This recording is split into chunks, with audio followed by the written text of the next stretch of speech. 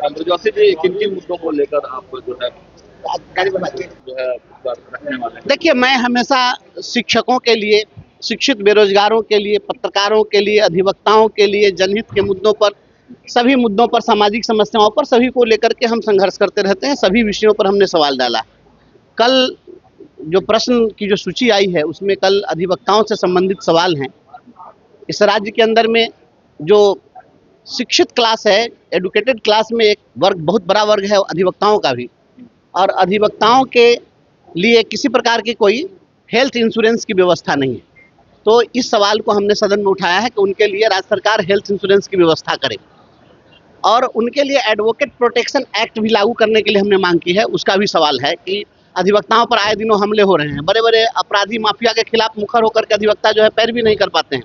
तो फिर कमजोर लोगों को न्याय कौन दिलाएगा? न्याय दिलाने के लिए हर कोई, जब न्याय की, किसी को भी न्याय की जब जरूरत होती है तो अधिवक्ता के पास पहुंचते हैं, और अधिवक्ता अगर बड़े माफिया से अगर टकरा रहे हैं, उनको कोई प्रोटेक्शन नहीं है, तो फिर उनके लिए लड़ेगा कौन? इसलिए अधिवक्ताओं के लिए हम एडवोकेट प्रोटेक्शन एक्ट अभी हाल ही में कुछ राज्यों में, देश के कुछ राज्यों में लागू किया गया है, उसको लागू करने के लिए हमने किया। प्रोफेसर जोशी जी, एक सवाल लगातार विपक्ष उठा रहा है कि स्कूलों का भगवा को आप कैसे देखते हैं? जो आदर्श विद्यालय है उसका कलर जो है भगवा कर दिया गया है, नाम बदल दिए गए हैं। देखिए, ऐसा है कि रंग भगवा हो कि रंग हरा हो, हर रंग का अपना महत्व है। भगवा रंग जो है तिरंगे का सबसे ऊपर का रंग है, इसलिए ऐसा नहीं है, किसी को उससे कोई आपत्ति नहीं होनी चाहिए। मैं कोई रंग में मैं ढलने वाला व्यक्ति नहीं हूँ।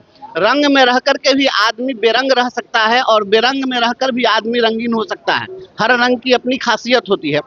ये जो मॉडल स्कूल खोले गए हैं, आप इसका नाम चाहे कुछ भी रख लीजिए, आप कलर कुछ भी विद्यालयों का कर दीजिए, लेकिन जिन चीज़ों के लिए किया जा रहा है, जो मौलिक चीज़ें हैं, वो चीज़ होनी चाहिए कि वहाँ पर आप सभी विषयों के शिक्षक उपलब्ध कराइए, पर्याप्त क्लासरूम आप उनको प्रोवाइड करिए, वहाँ पर प्रयोगशाला की व्यवस्था हो। हाई स्कूलों की एक बहुत बड़ी समस्या है कि हाई स्कूल में प्रयोगशाला के उपकरण अगर भेज भी दिए हैं, तो किसी भी हाई स्कूल में लैब इंस्ट्रक्टर नहीं है। कहीं है? बताइए। आपने क्या किया? पहले इंटरमीडिएट के जो बच्चे थे, कॉलेज में पढ़ते थे, उसको आपने कॉलेज से अलग कर दिया, इंटरमीडिएट को, और आपने जोड़ दिया सभी हाई स्कूल से। तो हाई स्कूल को जब आपने +2 किया तो उसमें लैब इंस्ट्रक्टर का अपॉइंटमेंट कहीं हुआ है? तो वो प्रयोगशाला में कौन सिखाएगा बच्चों को? तो ये चिंता तो है नहीं। अब यहाँ चिंता है कि बस अखबार में खूब छपे, खूब जो है शोर मचाया जाए, ये सब हो। इन चीज़ों से हट करके सरकार को मौलिक चीज़ों पर ध्यान देना चाहिए। शिक्षक परेशान है, अब तबादला के लिए शिक्षक परेशान है। तो बोल तो दिए मुख्यमंत्री जी और शिक्षा मंत्री। मुख्यमंत्री जी को तो ऐसा सब ये शिक्षा विभाग का पदाधिकारी सब बेवकूफ बना रहा है। वो तो आने दीजिए ना, जब स्थानांतरण जब होगा तब पता चलेगा कि मुख्यमंत्री जी जो कह रहे थे, मुख्यमंत्री जी का कितना कदर कर रहे हैं शिक्षा विभाग के पदाधिकारी। मुख्यमंत्री जी को या शिक्षा विभाग के पदाधिकारी लोग ले डूबेंगे, हम आपको बता रहे हैं।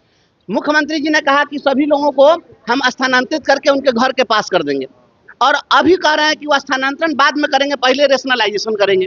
और जब रेशनलाइज करने के लिए जा रहे हैं तो 1 to 5 में 1 लाख से अधिक सरप्लस टीचर हैं। कल के एक अखबार में 40,000 सरप्लस टीचर की स्टोरी छपी है, आप देखे होंगे। तो हम तो दावा कर रहे हैं कि 1 लाख सरप्लस टीचर है। तो सरप्लस टीचर को ये पाकिस्तान भेजेंगे कि नेपाल भेजेंगे कि बांग्लादेश भेजेंगे? उसके बाद ना रिक्ति बनेगी तो ट्रांसफर करेंगे। जब बिना वैकेंसी के लोग बहाली कर दिया तो फिर ये ट्रांसफर कहाँ करेगा? बिना रिक्ति का ट्रांसफर हो जाएगा। ये मुख्यमंत्री को बेवकूफ बना रहे हैं, शिक्षा मंत्री को बेवकूफ बना रहे हैं, और समाज को जो है ये बेवकूफ बना रहे हैं। इस तरह से स्थानांतरण नहीं हो सकता है, कदापि नहीं होगा। सबसे पहले इनको करना होगा कि 1 to 5 के जो शिक्षक हैं उनको 6 to 8 में प्रमोट करना पड़ेगा। जैसे ही आप प्रमोशन दीजिएगा तो वहाँ पर 6 to 8 में टीचर की जितना रिक्वायरमेंट है उसका 1/3 से भी कम टीचर है वहाँ पर, तो विषयगत शिक्षक मिल जाएंगे बच्चों को। और उसके बाद में यहाँ 1 to 5 से जब शिक्षक 6 to 8 में चले जाएंगे तो यहाँ पर रिक्ति खाली हो जाएगी सीट, तो फिर आप स्थानांतरण कर पाएंगे। तो मूल काम तो ये करेंगे नहीं। जितना शिक्षा विभाग का पदाधिकारी है ये डिरेल्ड पदाधिकारी सब है जो इस तरह का काम करता है, और मुख्यमंत्री जी के संकल्प के बिल्कुल खिलाफ काम करता है। ये सब जो है जितना है ये मुख्यमंत्री जी का विरोधी है, और ये सब जो है सत्ता का विरोधी पदाधिकारी सब शिक्षा विभाग में बैठा हुआ सवाल उठाइएगा एकदम है। वित्त रहित शिक्षकों का मामला निश्चित रूप से सुलझना चाहिए। वित्त रहित शिक्षकों के लिए पिछले ही बार आप देखे होइएगा कि यह मामला जब आया था पिछले ही मानसून सत्र में, तो उस समय में जब मामला आया था तो एक कमेटी बना दी गई थी, और उस कमेटी की आज तक बैठक नहीं हुई।